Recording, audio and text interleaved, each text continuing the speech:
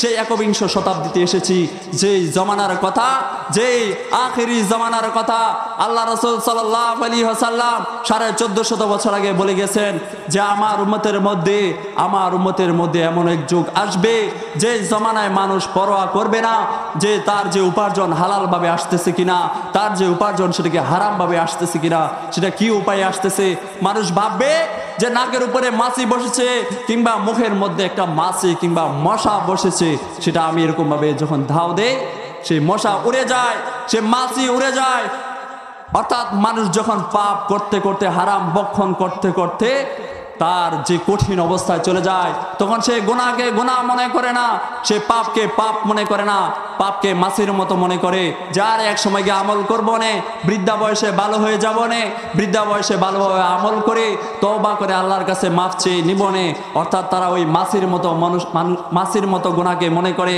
মাছি যেরকম ভাবে এরকম করলে উড়ে যায়, অর্থাৎ তারাও ভাবে যে পাপ খুব সামান্য ব্যাপার, হারাম খাচ্ছি খুব সামান্য ব্যাপার, আমার রিজিক হালাল ভাবে আসতেছে না খুব সামান্য ব্যাপার, আমি দুর্নীতি করতেছি খুব সামান্য ব্যাপার, আমি সমাজের চাঁদাবাজি করতেছি খুব সামান্য ব্যাপার, আমি দেশের অর্থ লুটপাট করে পাচার করতেছি খুবই সামান্য ব্যাপার, আজকে আমি দেশের টাকা, জনগণের টাকা মেরে দিচ্ছি খুবই সামান্য ব্যাপার, আমারটা আমি জানি, আমারটা আর কেউ জানে না, জানলে একমাত্র আল্লাহ, আল্লাহর কাছে চেয়ে নিব নে। আরে মুসলমান, আল্লাহ রাসূল সাল্লাল্লাহু আলাইহি সাল্লাম তো সেই কথাই বলেছেন যে লোকটা এত কষ্ট করে মক্কাতে গেল, এত কিছু করলো, মুসাফির অবস্থায় গেল, ইয়া রব্বি ইয়া রব্বি ইয়া রব্বি রব্বি বলে কাবা করে সামনে এসে কায়মনো বাক্যে আল্লাহর কাছে চাইতেছে যে হে আল্লাহ, আমাকে এই বিপদ থেকে উদ্ধার করেন, আমার ছেলেকে ওই বিপদ থেকে উদ্ধার করেন, আমার এই পরিবারেরকে এই বিপদ থেকে উদ্ধার করেন। কিন্তু ওই দোয়া তার কবুল হচ্ছে না। কেন কবুল হচ্ছে না? যখন সে হারাম খায়, যখন সে দুর্নীতি করে, যখন সে চাঁদাবাজি করে, যখন সে অর্থ লুটপাট করে, এতিমের মাল আত্মসাৎ করে, বোনের হক আদায় করে না, এতিমের হক আদায় করে না, এই সব কারণে তার যে হারাম বক্ষণ, তার যে ভিতরে হারাম পানীয় রয়েছে, হালাল উপার্জন রয়েছে, এই কারণে আল্লাহ তাআলা তার দোয়া চিরদিন কবুল করবে না, যতই সে আমলি হোক, যতই সে রোজাদার হোক। এই কারণে আল্লাহ রাসূল সাল্লাল্লাহু আলাইহি সাল্লাম বলেছেন যে মানুষের জন্য এর চেয়ে বড় উত্তম আর কি জিনিস হতে পারে যে সে নিজ হাতে কামাই করে। আর তোমাদের নবী হযরত দাউদ আলাইহিস সালাতু ওয়াস সালাম নিজ হাতে কামাই করতেন। নবীজি সাল্লাল্লাহু আলাইহি সাল্লাম এই কথা কেন বলেছেন যে তিনি একজন নবী হওয়া সত্ত্বেও, তিনি একজন দেশের শাসনকর্তা হওয়া সত্ত্বেও তিনি নিজ হাতে কামাই করতেন। তিনি রাষ্ট্রীয় কোষাগার থেকে নিতে পারতেন না, রাষ্ট্রীয় কোষাগার থেকে নিতে পারতেন কিন্তু সুযোগ থাকা সত্ত্বেও তিনি তা গ্রহণ করেন নাই। অর্থাৎ তিনি নিজে কামাই করে, নিজে লৌহবর্ম তৈরি করে, সেই লৌহবর্ম বিক্রি করার পরে তিনি সেই ৬,০০০ দিরহাম থেকে ২,০০০ দিরহাম খরচ করতেন। নিজের পরিবারস্থদের মধ্যে, পরিবারের অধীনস্থ লোকদের মাঝে তিনি ২,০০০ দিরহাম খরচ করতেন। আর বাকি যে ৪,০০০ দিরহাম থাকতো, আল্লাহর নবী দাউদ আলাইহিস সালাতু ওয়াস সালাম ওই বাকি ৪,০০০ দিরহাম, প্রতি যে ৪,০০০ দিরহাম তিনি অনাথ এতিম শিশুদের মাঝে, অর্থাৎ গরিবদের মাঝে, দ্রস্তদের মাঝে তিনি খরচ করতেন। এভাবে তিনি দেশ পরিচালনা করতেন। আল্লাহ তাআলা আমাকে, আপনাকে, আমাদের সকলকে হালাল রিজিক, হালাল উপার্জন, হালাল জীবিকা নির্বাহ সব কিছু যেন হালালভাবে আমরা কামাই রোজগার করতে পারি। আমরা যা কিছু পড়তেছি, যা কিছু আমরা ব্যবহার করতেছি, যা কিছু আমরা পান করতেছি, আমরা যা কিছু উপার্জন করতেছি, সব কিছু যেন হালালভাবে আমরা কামাই করতে পারি। আমরা যেন যাচাই বাছাই করে, আমরা যেন পরোয়া, এরকম বেপরোয়া না হয়ে যাই। যে জামানার কথা আল্লাহ রাসূল সাল্লাল্লাহু আলাইহি ওয়াসাল্লাম বলে গেছেন যে আখিরি জামানায় এমন এক যুগ আসবে, যে আমার উম্মতের এমন এক সময় আসবে যে তারা পরোয়া করবে না যে তা হালালভাবে আসতেছে কিনা নাকি হারাম ভাবে আসতেছে।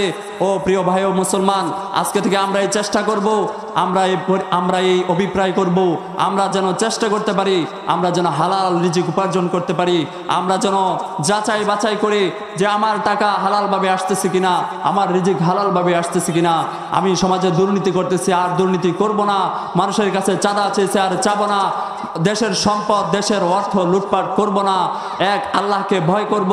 মানুষ দেখে না তো কি হয়েছে, আমি আমার পাওয়ার দেখাবো না, সবচেয়ে বড় পাওয়ার, সবচেয়ে বড় মালিক কে? একমাত্র আল্লাহ তাআলা, যে সব কিছুর পাওয়ার দেখাইতো, যে দলের বড়াই করতো। আজকে দেখা গেছে সব কিছু পতন হয়েছে, আফগানিস্তানে পতন হয়েছে, সিরিয়াতে পতন হয়েছে, এরকম সারা বিশ্বে যারা স্বৈরতন্ত্র চালিয়েছিল প্রত্যেকেরই পতন হয়। অর্থাৎ একমাত্র বাদশা হলো ওই মহান আল্লাহ তাআলা, তার সামনে কারো অহংকার টিকে না। সুতরাং ও মুসলমান, আমরা যেন নমনীয় হতে পারি, আমরা যেন সমাজে ভালো কাজ করতে পারি, হালালভাবে সব কিছু পরিচালনা করতে পারি। মহান আল্লাহ তাআলা সেই তৌফিক সকলকে দান করুক। ওয়া আখিরু দাওয়ানা আনিল হামদুলিল্লাহি রাব্বিল আলামিন।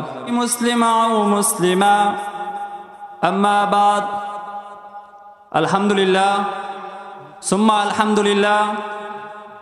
জিতরামপুর উত্তরপাড়া আন-নূর জামে মসজিদ ও যুব সমাজের উদ্যোগে আয়োজিত চতুর্থ বার্ষিক ওয়াজ ও দোয়ার মাহফিলের উপস্থিত সম্মানিত সভাপতি সাহেব, প্রধান অতিথি, বিশেষ অতিথি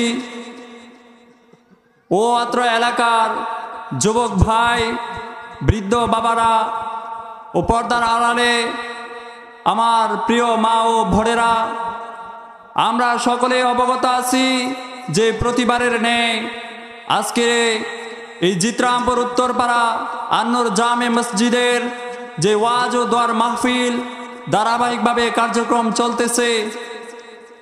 আজকে একটি ইসলামী মাহফিলে আজকে লোকশূন্য দেখা যায়। সমাজে যত অশ্লীলতা, বেহায়াপনা, নাট্যমঞ্চ, গানের আসরে মানুষের জায়গা হয় না, সংকুলান হয় না। কিন্তু আমরা সেই কপাল পোড়া মুসলমান, আমরা কেমন মুসলমান?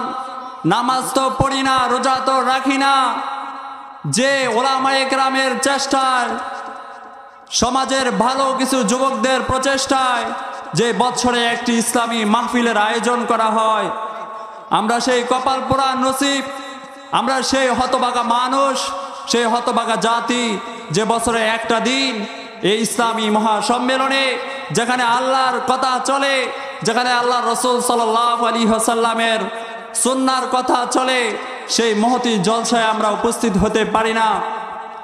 প্রিয় দোস্ত বুজুর্গ, আমি যে একটা হাদিস পরিবেশন করেছি, আল্লাহ রাসূল সাল্লাল্লাহু আলাইহি ওয়াসাল্লাম বলেছেন যে আমরা মুসলমান, আখিরি নবীর উম্মত, আমরা নামাজ পড়ি, রোজা রাখি, হজ করি, যাকাত দেই, 5 ওয়াক্ত নামাজ পড়তেছি, রমজানের রোজা রাখতেছি, কিংবা যার তৌফিক আছে সে হজ করতেছে, দান খয়রাত করতেছে। কিন্তু আমাদের অনেক সময় দেখা যায় যে লোকটা অনেক নামাজি, যে লোকটা অনেক আমল করে, অনেক আবেদ, অনেক আমল করে, কিন্তু যখন সেই লোকটা কিংবা তার পরিবারের অধীনস্থ কোনো এক মানুষ বা তার ছেলে কিংবা তার মেয়ে, অর্থাৎ তার ফ্যামিলি থেকে যে কোনো একজন সদস্য কোনো এক বিপদে পড়েছে, কিন্তু সে দোয়া করতেছে, সে বাবা হয়ে দোয়া করতেছে, সে মা হয়ে দোয়া করতেছে সন্তানের জন্য, সে বাবা হয়ে দোয়া করতেছে সন্তানের জন্য, ভাই হয়ে বোনের জন্য দোয়া করতেছে, বোন হয়ে ভাইয়ের জন্য দোয়া করতেছে, কিন্তু সেই দোয়া আল্লাহ তাআলা কবুল করতেছে না। অথচ লোকটি বড় আমলি, লোকটি বড় দান খয়রাত করে, লোকটি বড় দানবীর, সমাজ সেবক, কিংবা 5 ওয়াক্ত নামাজ পড়ে, তথাপি তার দোয়া কেন কবুল হচ্ছে না? মায়ের দোয়া কেন সন্তানের জন্য কবুল হচ্ছে না? বাবার দোয়া কেন সন্তানের জন্য কবুল হচ্ছে না? এ বিষয়ে আল্লাহ রাসূল সাল্লাল্লাহু আলাইহি ওয়াসাল্লাম বলেন, আনিল মিকদাম ইবনে মাদি কারবা রাদিয়াল্লাহু আনহু قال قال رسول الله صلى الله عليه وسلم ما أكل أحد طعاما قط خيرا من أن يقالوا من عمل يده وإن نبي الله داود عليه السلام كان يقول من عمل يده। আল্লাহ নবী সাল্লাল্লাহু আলাইহি ওয়াসাল্লাম বলেন, যে কারো জন্য নিজ হাতে অর্থ উপার্জন করা কিংবা রিজিক উপার্জন করা, খাদ্যের জন্য টাকা উপার্জন করা অপেক্ষা উত্তম আর কোনো জিনিস নাই। আল্লাহ রাসূল সাল্লাল্লাহু আলাইহি ওয়াসাল্লাম এই হাদিস বলতে গিয়ে তিনি বলেছেন যে তোমাদের নবী হযরত দাউদ আলাইহিস সালাতু ওয়াস সালাম নিজ হাতে কামাই করতেন, অর্থাৎ নিজ হাতে তিনি জীবিকা নির্বাহ করতেন, অর্থাৎ তিনি কারো কাছে হাত পাতেন নাই, কারো কাছে চান নাই। তিনি নবী হওয়া সত্ত্বেও নিজে কাজ করতেন, নিজে কামাই রুজি করতেন, নিজে জীবিকা নির্বাহ করার জন্য তিনি কাজ করতেন। হযরত দাউদ আলাইহিস সালাম একজন নবী ছিলেন বটে, কিন্তু তিনি সমাজের একজন মহিমান্বিত ছিলেন, তিনি একজন নেতা ছিলেন, তিনি এলাকা শাসন করতেন। তিনি পর্যায়ক্রমে যেরকম আমরা শুনেছি হযরত উমর ফারুক রাদিয়াল্লাহু তাআলা আনহু তিনি ছদ্মবেশে মানুষের বাড়ি বাড়িতে যেতেন, প্রজাদের কাছে গিয়ে খোঁজ খবর নিতেন যে আমার অমুক প্রজা, আমার অমুক ভাই, আমার অমুক মা, আমার অমুক চাচা আজকে খাবার খেয়েছে কিনা, তার ঘরে আহার আছে কিনা, তার ঘরে খাদ্য আছে কিনা। সেম ভাবে হযরত দাউদ আলাইহিস সালাতু ওয়াস সালাম তার এই শাসনকালে তিনি মানুষের বাড়িতে বাড়িতে কিংবা পথিমধ্যে ছদ্মবেশে জানার চেষ্টা করতেন যে হে পথিক, হে আমার ভাই, তুমি বলো যে তোমাদের এই সমাজে, তোমাদের এই দেশে যে দাউদ শাসন কর্তা চালাচ্ছে, সে যে তোমাদের দেশ পর্যালোচনা করতেছে, সে যে তোমাদের দেশ পরিচালনা করতেছে, সে কি পুঙ্খানুপুঙ্খানুভাবে দায়িত্ব আদায় করতেছে কিনা, সে কি প্রত্যেকটা প্রজার দায়িত্ব আদায় করতেছে কিনা, সে কি সমাজের প্রতিটা অসঙ্গতির বিরুদ্ধে সোচ্চার হচ্ছে কিনা, সে কিরকম তোমার দৃষ্টিতে। এরকম ভাবে পথিমধ্যে থাকা লোকেরা বলতো যে না, লোকটা ভালো, তিনি সমাজের সবকিছু খোঁজ খবর রাখেন। আমরা দেখতে পেরেছি গত কয়েক বছর আগে ওই দাউদ আলাইহিস সালামের মতো নয়, বরং বানোয়াট ভাবে, পরিকল্পিত ভাবে ব্যারিস্টার সুমন, যে কিনা আওয়ামী লীগের দালালি করে, যে কিনা পরিকল্পিত ভাবে মানুষকে ধোঁকা দেওয়ার জন্য সে পরিকল্পিত ভাবে এরকম ভিডিও তৈরি করত, সোশ্যাল মিডিয়া এরকম ভিডিও ছাড়তো, যে সে প্ল্যানিং করে মানুষদেরকে ডাকতো যে হে আন্টি বা হে মহিলা, আপনি বলেন তো ব্যারিস্টার সুমনকে চিনেন কিনা। তখন ওই লোকেরা, ওই শিখার না মহিলা, ওই শিখার না যুবক বলতো যে হ্যাঁ, ব্যারিস্টার সুমন তো অনেক ভালো, ব্যারিস্টার সুমন সমাজের অনেক উন্নয়ন কাজ করে, ব্যারিস্টার সুমন আমাদের এলাকায় পোল করে দিয়েছে, ব্রিজ করে দিয়েছে, কালভার্ট করে দিয়েছে। এগুলো ছিল সম্পূর্ণ বানোয়াট, প্ল্যানিং করা, যেটা আমরা এই 24-এর গণ অভ্যুত্থানে প্রমাণ পেয়েছি। সেই সত্যিকার অর্থে দালালি করে সে মানুষের হৃদয় স্থান পাওয়ার জন্য নয়, সে বানোয়াট ভাবে সমাজে কিছু মানুষকে তৈরি করে সে সোশ্যাল মিডিয়াতে ভাইরাল হওয়ার জন্য সমাজে এগুলো শিখিয়ে শিখিয়ে মানুষকে বুঝাতো যে ব্যারিস্টার সুমন সমাজে এত উন্নয়ন কাজ করে, ব্যারিস্টার সুমন সমাজে অনেক কাজ করতেছে। ও মুসলমান, এই ব্যারিস্টার সুমন দালালের মতো না।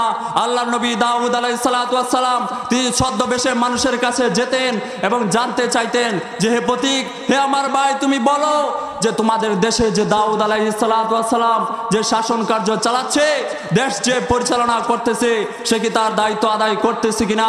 তখন লোকেরা যার যার মতো করে কমেন্ট করতো, মন্তব্য করতো। একবার আল্লাহ তাআলার ইচ্ছা হলো যে মানুষ রূপী একজন ফেরেশতা আসমান থেকে তিনি প্রেরিত করলেন। ওই ফেরেশতা যাকে মানুষ হিসেবে দুনিয়াতে পাঠিয়েছেন, ওই ফেরেশতা হাঁটতেছে, আর আল্লাহর নবী সাল্লাল্লাহু আলাইহি সাল্লাম, আল্লাহর নবী দাউদ আলাইহিস সালাম সেম ভাবে হাঁটতেছেন। অর্থাৎ তার অভ্যাসগতভাবে তিনি ওই মানুষকে জিজ্ঞাসা করলেন, অর্থাৎ যেই ফেরেশতাকে আল্লাহ তাআলা আসমান থেকে মানুষরূপী পাঠিয়েছেন, তিনি জানতে চাচ্ছেন হে আমার ভাই, হে পথিক, তুমি বলো যে তোমাদের নবী যে দাউদ আলাইহিস সালাতু ওয়াস সালাম তোমাদের দেশ যে পরিচালনা করতেছে, শাসন কার্য যে পরিচালনা করতেছে, সে কি তার দায়িত্ব ঠিকভাবে আদায় করতেছে কিনা।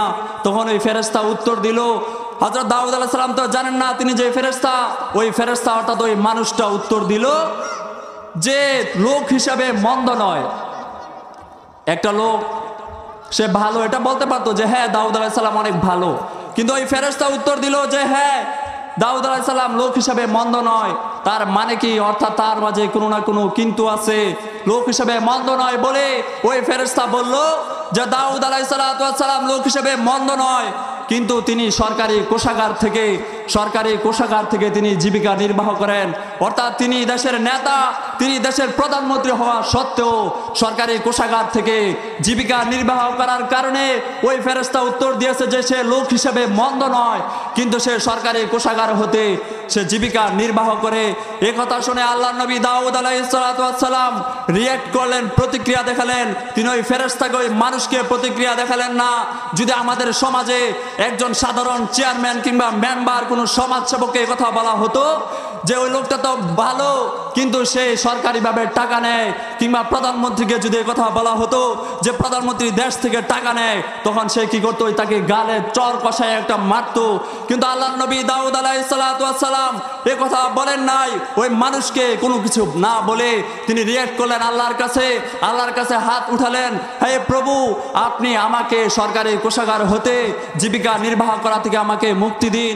হে আল্লাহ, আপনি আমাকে এরকম কোনো কিছুর ব্যবস্থা করে দিন যাতে করে আমার সরকারি কোষাগার থেকে খাদ্য নিতে না হয়। হে আল্লাহ, আপনি আমাকে এই কাজ থেকে মুক্তি দান করেন। আল্লাহ তাআলা ওই দাউদ আলাইহিস সালামের এই কাজকে কবুল করলেন। দাউদ আলাইহিস সালামের দোয়াকে তিনি কবুল করলেন। দাউদ আলাইহিস সালামকে এমন কাজ শিখিয়ে দিলেন যে দাউদ আলাইহিস সালাম তিনি লোহার মধ্যে হাত দিলে লোহা গলে যেত। আরে দাউদ আলাইহিস সালাম জীবিকা নির্বাহ করার জন্য তিনি প্রতিদিন এই লৌহ বর্ম তৈরি করতেন। লোহ গলিয়ে গলিয়ে তিনি লৌহ বর্ম তৈরি করতেন, এবং তখনকার সময়ে এক একটা লৌহ বর্মকে তিনি ৬,০০০ দিরহামে বিক্রি করতেন। আল্লাহ নবী দাউদ আলাইহিস সালাম ওই লৌহ বর্ম প্রতিদিন তৈরি করে নিজ হাতে কামাই করে, দেশের প্রধান হওয়া সত্ত্বেও তিনি নিজে কাজ করে নিজে কামাই করে লৌহ বর্ম তৈরি করার পরে ৬,০০০ দিরহাম বিক্রি করার পরে মাত্র তিনি ২,০০০ দিরহাম তার পরিবারের অধীনস্থ লোকদের মাঝে খরচ করতেন। আর যে বাকি ৪,০০০ দিরহাম অবশিষ্ট থাকতো, আল্লাহ নবী দাউদ আলাইহিস সালাম এই মাল তিনি আত্মসাৎ করেন নাই, তিনি তার প্রিয় সন্তানদের কাছে পাচার করেন নাই। বর্তমানে দেখা যায় যে কোটি কোটি বিলিয়ন ডলার বাংলাদেশ থেকে চাটার দলেরা চেটে চেটে ওই সুদূর আমেরিকাতে, লন্ডনে পাচার করে দেশকে শূন্য করে চলে গেছে। তারা আলেমদের নিধনের নামে, দেশকে বেঈমান নামানের নামে তারা যে দেশে যে গভীর ষড়যন্ত্র চালিয়েছিল, আল্লাহ ধরে তো ধরে না, ধরলে কিন্তু ছাড়ে না। যারা আলেমদেরকে ধরার জন্য আপ্রাণ চেষ্টা করে এই বাংলার জমিনে মুসলমানদেরকে কুণ্ঠাসা করার জন্য, হিন্দুত্ববাদী কায়েমের জন্য, ভারতের এজেন্ডা বাস্তবায়নের জন্য যারা সুদূর প্রসারী লক্ষ্য করেছিল, ওই তারাই আল্লাহ এরম দ্বারা ধরছে যে ৪৫ মিনিট সময় তাদের হাতে জুটে নাই, সর্বশেষ তারা বক্তব্য দেওয়ার চান্স পায় নাই। আমার আল্লাহ এরকম ভাবে ধরলে আর ছুটতে পারে নাই। ও প্রিয় ভাই ও মুসলমান ভাইরা, আল্লাহ নবী দাউদ আলাইহিস সালাম নিজ হাতে কামাই করতেন, বলতেছিলাম ২,০০০ দিরহাম তার পরিবারের কাজে ব্যবহার করতেন। আর যে বাকি ৪,০০০ দিরহাম ছিল, ওই বাকি ৪,০০০ দিরহাম তিনি ৪,০০০ দিরহাম তিনি এতিম অনাথ শিশুদের মাঝে তিনি খরচ করতেন। আর এই কারণে আল্লাহ রাসূল সাল্লাল্লাহু আলাইহি ওয়াসাল্লাম বলেছেন যে মানুষের জন্য এর চেয়ে বড় উত্তম আর কি জিনিস হতে পারে, যে মানুষের জন্য এর চেয়ে বড় উত্তম জিনিস আর কি হতে পারে, যে সে নিজে হাতে কামাই করতে পারে, নিজে হাতে জীবিকা নির্বাহ করতে পারে। আর তোমাদের নবী দাউদ আলাইহিস সালাম নিজ হাতে কামাই করতেন। আল্লাহ রাসূল সাল্লাল্লাহু আলাইহি ওয়াসাল্লাম বলেছেন, শুরুতে যে হাদিস বলেছিলাম যে একটা মানুষ আমল করে, রোজা রাখে, যাকাত দিচ্ছে, হজ করতেছে, ৫ ওয়াক্ত নামাজ পড়ে, তাহাজ্জুদ পড়তেছে, কিন্তু যখন তার পরিবারের কেউ বিপদগ্রস্ত হয়, যখন তার পরিবারের অধীনস্থ কেউ বিপদে পড়ে, যখন সে দোয়া করে, তখন আল্লাহ তার দোয়া কবুল করে না। ও মুসলমান, তার দোয়া কবুল হয় না কেন?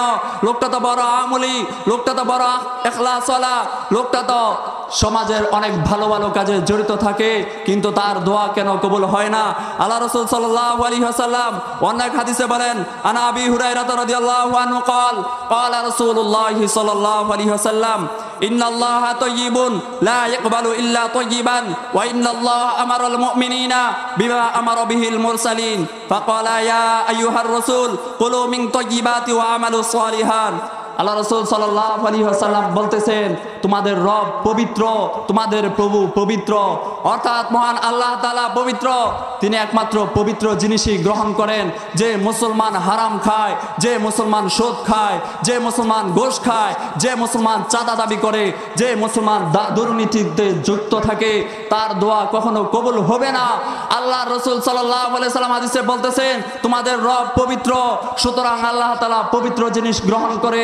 যার খাবার অপবিত্র, যার খাবারের মধ্যে হারামি রয়েছে, যার পোশাকের মধ্যে হারামের গন্ধ রয়েছে, যার পানীয় হারামের লিপ্ত রয়েছে।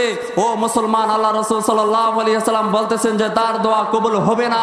হতে পারে লোকটা বড় আমলি, হতে পারে লোকটা বড় দানবীর, হতে পারে লোকটা বড় ইখলাসওয়ালা, হতে পারে লোকটা বড় তাহাজ্জুদ গুজার, কিন্তু তার দোয়া কবুল হবে না। কেন কবুল হবে না? আল্লাহ রাসূল সাল্লাল্লাহু আলাইহি ওয়াসাল্লাম বলেছেন যে তোমাদের রব পবিত্র, তিনি পবিত্র জিনিস গ্রহণ করেন। অর্থাৎ আল্লাহ তাআলা এই বিষয়ে বলেছেন, ইয়া আইয়ুহার রাসূল, হে নবীগণ, ইয়া আইয়ুহার রাসূল কুলু মিন তাইয়্যিবাত, হে রাসূলগণ তোমরা বা আপনারা হালাল জিনিস গ্রহণ করেন। সেম ভাবে আল্লাহ তাআলা মুমিনদেরকে বলেছেন, ইয়া আইয়ুহাল মুমিনিন, ইয়া আইয়ুহাল্লাযীনা আমানু কুলু মিন তাইয়্যিবাতি মা রাযাকনাকুম, হে মুমিনরা তোমরা হালাল রিজিক গ্রহণ করো যা আল্লাহ তাআলা দিয়েছে। আমরা যদি লক্ষ্য করি, আল্লাহ রাসূল সাল্লাল্লাহু আলাইহি ওয়াসাল্লাম বলেছেন যে হাদিসের ব্যাখ্যার ক্ষেত্রে আল্লাহ রাসূল সাল্লাল্লাহু আলাইহি ওয়াসাল্লাম বলেছেন যে একটা লোক বড় তাহাজ্জুদ গুজার, লোকটা বড় আমলি, লোকটা বড় ইখলাসওয়ালা, সে রওনা হলো যে পৃথিবীর সবচেয়ে বড় পবিত্র জায়গা, পৃথিবীর সবচেয়ে বড় পবিত্র স্থান যে বাইতুল মুকাররম, পবিত্র কাবা ঘর সে জিয়ারত করবে, পবিত্র কাবা ঘর সে তওয়াফ করবে, মক্কা মুকাররমায় সে হাজির হবে, সেখানে গিয়ে সে দোয়া করবে, সেখানে গিয়ে সে কান্নাকাটি করবে, কায়েমুন বাক্যে আল্লাহর কাছে চাইবে। লোকটা নিয়ত করেছে, সে টাকা পয়সা সব কিছু জমা করেছে, সে হেঁটে হেঁটে মক্কাতে চলে গেছে দীর্ঘদিনের সফর শেষ করে। সে তার যে সফর শেষ করে যখন কাবা ঘরে উপস্থিত হয়, ও পবিত্র মক্কা নগরীতে যখন সে উপস্থিত হয়, সে মুসাফির অবস্থায় দেখা গেছে তার গায়ে ধুলাবালি পর্যন্ত লেগে আছে।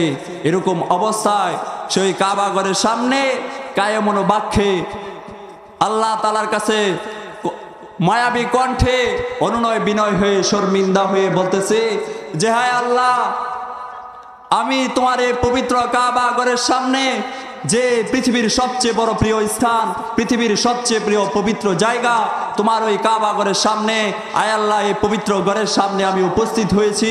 দীর্ঘদিন সফর করার পরে আমি এই জায়গায় এসেছি। ওগো আল্লাহ, আমি আপনার কাছে ওই জিনিসটা চাইতেছি। হে আরশের মালিক, আমি তোমার কাছে এই দোয়া করতেছি, হে আল্লাহ আপনি আমার দোয়াকে কবুল করেন। অথবা আমি বলতেছি বা ওই লোকটি বলতেছে যে আল্লাহ তুমি আমার দোয়াকে কবুল করো।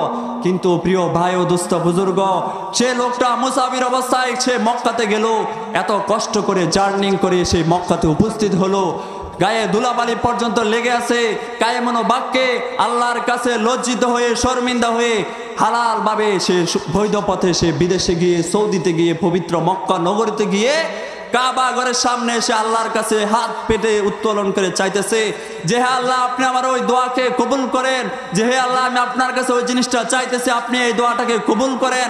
অথবা আমার সন্তান এই বিপদগ্রস্ততে আছে, আমার সন্তানকে আপনি মুক্তি দিন। অথবা আমার নাতিপুতি এরকমভাবে কোনো বিপদে আছে, আপনি ওই বিপদ থেকে তাকে উদ্ধার করেন। কিন্তু তার দোয়া কবুল হচ্ছে না। ও প্রিয় ভাই, তার তো অথচ তার যে যুক্তি, দোয়া কবুল হওয়ার যত ধরনের যুক্তি ছিল, কাবা ঘরের সামনে সে গিয়েছে, এরকম ভাবে সে মুসাফির অবস্থায় গিয়েছে, আল্লাহর কাছে দোয়া চেয়েছে, তার দোয়া তো কবুল হওয়ার কথা ছিল, কিন্তু তার দোয়া কেন কবুল হলো না? তার দোয়া কেন কবুল হয় না? আল্লাহ রাসূল সাল্লাল্লাহু আলাইহি সাল্লাম বলতেছেন, যখন ওই বান্দা বলে ইয়া রব্বি ওয়া মাতামু হারামুন, আল্লাহ রাসূল সাল্লাল্লাহু আলাইহি সাল্লাম বলতেছেন যে ওয়া মাতামু হারামুন ওয়া মাশরাবু হারামুন ওয়া মালবাসু হারামুন ওয়া কুদিয়া বিল হারামি ফান্না ইস্তাজাবু লিযালিকা। ওই বান্দা যখন বলে ইয়া রব, হে আল্লাহ আপনি আমার এই দোয়াকে কবুল করেন, হে আল্লাহ আপনি আমাকে এই বিপদ থেকে উদ্ধার করেন, কিন্তু তার দোয়া কবুল হয় না। কেন কবুল হয় না? আল্লাহ রাসূল সাল্লাল্লাহু আলাইহি ওয়াসাল্লাম হাদিসে বলতেছেন তার দোয়া কেন কবুল হবে? কেননা ওমাতামু হারামুন, তার যে দেহের মধ্যে যা কিছু আছে, তার যে আহার উপার্জন জীবিকা নির্বাহ আছে সব কিছু হারাম। ওমালবাসু হারামুন, তার যে পোশাকাদি আছে, তার যে লেবাস আছে, তার যে আসবাবপত্র আছে সব কিছু হারাম। ওয়াগুযিয়া বিল হারামি, তার যে ভিতরে যে পানীয় বস্তু রয়েছে সব কিছু হারাম। ফান্না ইস্তাজাবু লিযালিকা, আল্লাহ রাসূল সাল্লাল্লাহু আলাইহি সাল্লাম বলতেছেন তাহলে কেন তার দোয়া কবুল হবে? কেননা লোকটার যে আহার জীবিকা নির্বাহ সব কিছু হারাম, তার যে লেবাস রয়েছে সব কিছু হারাম, তার যে পানীয় বস্তু রয়েছে সব কিছু হারাম। যতই সে মুসাফির অবস্থায় থাকুক না কেন, যতই সে নামাজ পড়ুক না কেন, যতই সে হজ করুক না কেন, যতই সে রোজা রাখুক না কেন, যতই কাবা ঘরের সামনে গিয়ে কায়েমুন বাক্যে আল্লাহর কাছে চাক না কেন, তার দোয়া কবুল হবে না। কেননা স্বয়ং রাসূলুল্লাহ সাল্লাল্লাহু আলাইহি ওয়াসাল্লাম বলতেছেন যে মালবাসু হারামুন, তার যে পোশাক আদি রয়েছে সবকিছু হারাম। অগুযিয়া বিল হারামি, তার পানীয় বস্তু হারাম, তার জীবিকা নির্বাহ করতেছে, উপার্জন সবকিছু হারাম। তাহলে তার দোয়া কিভাবে কবুল হবে? আজকে আমরা হালাল হারাম যাচাই করি না। এটা কি হালাল ভাবে আসছে? আমার ছেলে হালাল ভাবে কামাই করতেছি কিনা, আমি যে টাকাটা গ্রহণ করতেছি এটা কি হালাল নাকি হারাম, আমি যাচাই বাছাই করতেছি না। ও মুসলমান, আখিরি জামানায় এমন এক জমানা আসবে, আমরা এরকম এক সময়ে আছি যেই সময়ের কথা 1400 বছর আগে আল্লাহ রাসূল সাল্লাল্লাহু আলাইহি ওয়াসাল্লাম বলে গেছেন। আন ক্বালা রাসূলুল্লাহ সাল্লাল্লাহু আলাইহি ওয়াসাল্লাম ইয়াতি আলান নাসি জামানুন লা ইবালিল মারআ মা আখাযা মিনহু মিন হালালি আম মিন হারামি। হযরত আবু হুরায়রা রাদিয়াল্লাহু তাআলা আনহু বলেন, রাসূলুল্লাহ সাল্লাল্লাহু আলাইহি ওয়াসাল্লাম বলেছেন যে মানুষের সম্মুখে এমন এক যুগ আসবে যে কেউ পরোয়া করবে না। কিয়ামতের পূর্বে আখিরি জামানায় মানুষের এমন এক যুগ আসবে যে মানুষ পরোয়া করবে না যে জিনিসটা হারাম ভাবে এসেছে নাকি জিনিসটা হারাম ভাবে এসেছে। আমরা সকলে ভাবলে বুঝতে পারি, আমরা সকলে চিন্তা করলে বুঝতে পারি, আমরা সকলে একটু খেয়াল করলে জানতে পারবো, বুঝতে পারবো যে আমরা সেই জমানায় উপনীত হয়েছি, সেই একবিংশ শতাব্দীতে এসেছি। যেই জমানার কথা, যেই আখিরি জমানার কথা আল্লাহ রাসূল সাল্লাল্লাহু আলাইহি ওয়াসাল্লাম 1450 বছর আগে বলে গেছেন যে আমার উম্মতের মধ্যে এমন এক যুগ আসবে যে জমানায় মানুষ পরোয়া করবে না যে তার যে উপার্জন হালাল ভাবে আসতেছে কিনা, তার যে উপার্জন সেটাকে হারাম ভাবে আসতেছে কিনা, সেটা কি উপায়ে আসতেছে। মানুষ ভাববে যে নাকের উপরে মাছি বসেছে কিংবা মুখের মধ্যে একটা মাছি কিংবা মশা বসেছে, সেটা আমি এরকম ভাবে যখন ধাও দেই সেই মশা উড়ে যায়, সে মাছি উড়ে যায়।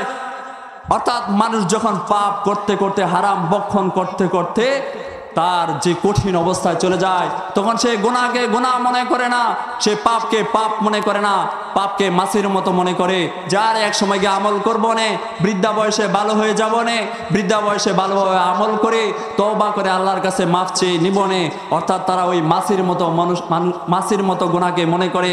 মাছি যেরকম ভাবে এরকম করলে উড়ে যায়, অর্থাৎ তারাও ভাবে যে পাপ খুব সামান্য ব্যাপার, হারাম খাচ্ছি খুব সামান্য ব্যাপার, আমার রিজিক হালাল ভাবে আসতেছে না খুব সামান্য ব্যাপার, আমি দুর্নীতি করতেছি খুব সামান্য ব্যাপার, আমি সমাজে চাঁদাবাজি করতেছি খুব সামান্য ব্যাপার, আমি দেশের অর্থ লুটপাট করে পাচার করতেছি খুবই সামান্য ব্যাপার, আজকে আমি দেশের টাকা, জনগণের টাকা মেরে দিচ্ছি খুবই সামান্য ব্যাপার, আমারটা আমি জানি, আমারটা আর কেউ জানে না, জানলে একমাত্র আল্লাহ, আল্লাহর কাছে চেয়ে নিব নে। আরে মুসলমান, আল্লাহ রাসূল সাল্লাল্লাহু আলাইহি সাল্লাম তো সেই কথাই বলেছেন যে লোকটা এত কষ্ট করে মক্কাতে গেল, এত কিছু করলো, মুসাফির অবস্থায় গেল, ইয়া রব্বি ইয়া রব্বি ইয়া রব্বি রব্বি বলে কাবা করে সামনে এসে কায়মনো বাক্যে আল্লাহর কাছে চাইতেছে যে হে আল্লাহ, আমাকে এই বিপদ থেকে উদ্ধার করেন, আমার ছেলেকে ওই বিপদ থেকে উদ্ধার করেন, আমার এই পরিবারেরকে এই বিপদ থেকে উদ্ধার করেন। কিন্তু ওই দোয়া তার কবুল হচ্ছে না। কেন কবুল হচ্ছে না? যখন সে হারাম খায়, যখন সে দুর্নীতি করে, যখন সে চাঁদাবাজি করে, যখন সে অর্থ লুটপাট করে, এতিমের মাল আত্মসাৎ করে, বোনের হক আদায় করে না, এতিমের হক আদায় করে না, এই সব কারণে তার যে হারাম ভক্ষণ, তার যে ভিতরে হারাম পানীয় রয়েছে, হালাল উপার্জন রয়েছে, এই কারণে আল্লাহ তাআলা তার দোয়া চিরদিন কবুল করবে না, যতই সে আমলি হোক, যতই সে রোজাদার হোক। এই কারণে আল্লাহ রাসূল সাল্লাল্লাহু আলাইহি ওয়াসাল্লাম বলেছেন যে মানুষের জন্য এর চেয়ে বড় উত্তম আর কি জিনিস হতে পারে যে সে নিজ হাতে কামাই করে। আর তোমাদের নবী হযরত দাউদ আলাইহিস সালাতু ওয়াস সালাম নিজ হাতে কামাই করতেন। নবীজি সাল্লাল্লাহু আলাইহি সাল্লাম এই কথা কেন বলেছেন যে তিনি একজন নবী হওয়া সত্ত্বেও, তিনি একজন দেশের শাসনকর্তা হওয়া সত্ত্বেও তিনি নিজ হাতে কামাই করতেন। তিনি রাষ্ট্রীয় কোষাগার থেকে নিতে পারতেন না, রাষ্ট্রীয় কোষাগার থেকে নিতে পারতেন কিন্তু সুযোগ থাকা সত্ত্বেও তিনি তা গ্রহণ করেন নাই। অর্থাৎ তিনি নিজে কামাই করে, নিজে লৌহবর্ম তৈরি করে, সেই লৌহবর্ম বিক্রি করার পরে তিনি সেই ৬,০০০ দিরহাম থেকে ২,০০০ দিরহাম খরচ করতেন। নিজের পরিবারস্থদের মধ্যে, পরিবারের অধীনস্থ লোকদের মাঝে তিনি ২,০০০ দিরহাম খরচ করতেন। আর বাকি যে ৪,০০০ দিরহাম থাকতো, আল্লাহর নবী দাউদ আলাইহিস সালাতু ওয়াস সালাম ওই বাকি ৪,০০০ দিরহাম, প্রতি যে ৪,০০০ দিরহাম তিনি অনাথ এতিম শিশুদের মাঝে, অর্থাৎ গরিবদের মাঝে, দ্রস্তদের মাঝে তিনি খরচ করতেন। এভাবে তিনি দেশ পরিচালনা করতেন। আল্লাহ তাআলা আমাকে, আপনাকে, আমাদের সকলকে হালাল রিজিক, হালাল উপার্জন, হালাল জীবিকা নির্বাহ সব কিছু যেন হালালভাবে আমরা কামাই রোজগার করতে পারি। আমরা যা কিছু পড়তেছি, যা কিছু আমরা ব্যবহার করতেছি, যা কিছু আমরা পান করতেছি, আমরা যা কিছু উপার্জন করতেছি, সব কিছু যেন হালালভাবে আমরা কামাই করতে পারি। আমরা যেন যাচাই বাছাই করে আমরা যেন পরোয়া এরকম বেপরোয়া না হয়ে যায়। যে জামানার কথা আল্লাহ রাসূল সাল্লাল্লাহু আলাইহি ওয়াসাল্লাম বলে গেছেন যে আখিরি জামানায় এমন এক যুগ আসবে, যে আমার উম্মতের এমন এক সময় আসবে যে তারা পরোয়া করবে না যে তা হালালভাবে আসতেছে কিনা নাকি হারাম ভাবে আসতেছে। ও প্রিয় ভাই ও মুসলমান, আজকে থেকে আমরা এই চেষ্টা করব, আমরা এই অভিপ্রায় করব, আমরা যেন চেষ্টা করতে পারি আমরা যেন হালাল রিজিক উপার্জন করতে পারি। আমরা যেন যাচাই বাছাই করে যে আমার টাকা হালালভাবে আসতেছে কিনা, আমার রিজিক হালালভাবে আসতেছে কিনা। আমি সমাজে দুর্নীতি করতেছি আর দুর্নীতি করব না, মানুষের কাছে চাঁদা চেয়েছে আর চাবো না, দেশের সম্পদ দেশের অর্থ লুটপাট করব না, এক আল্লাহকে ভয় করব। মানুষ দেখে না তো কি হয়েছে, আমি আমার পাওয়ার দেখাবো না। সবচেয়ে বড় পাওয়ার, সবচেয়ে বড় মালিক কে? একমাত্র আল্লাহ তাআলা, যে সব কিছুর পাওয়ার দেখাইতো, যে দলের বড়াই করতো। আজকে দেখে গেছে সব কিছু পতন হয়েছে, আফগানিস্তানে পতন হয়েছে, সিরিয়াতে পতন হয়েছে, এরকম সারা বিশ্বে যারা স্বৈরতন্ত্র চালিয়েছিল প্রত্যেকেরই পতন হয়। অর্থাৎ একমাত্র বাদশাহ হলো ওই মহান আল্লাহ তাআলা, তার সামনে কারো অহংকার টিকে না। সুতরাং ও মুসলমান, আমরা যেন নমনীয় হতে পারি, আমরা যেন সমাজে ভালো কাজ করতে পারি, হালালভাবে সব কিছু পরিচালনা করতে পারি।